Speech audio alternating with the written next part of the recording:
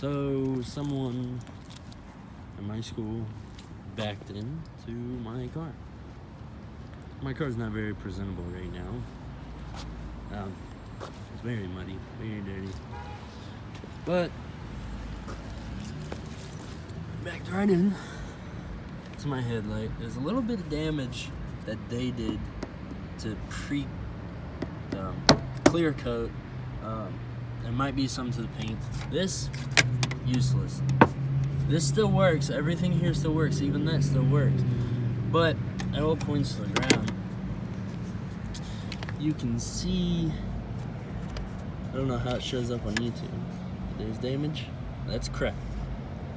Completely cracked. You can see it come up through here.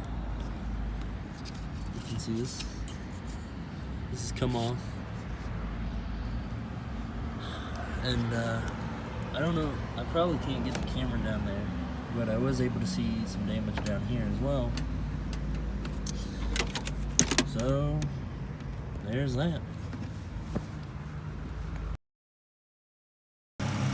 So the blinker's on, can you tell? I am not okay with that.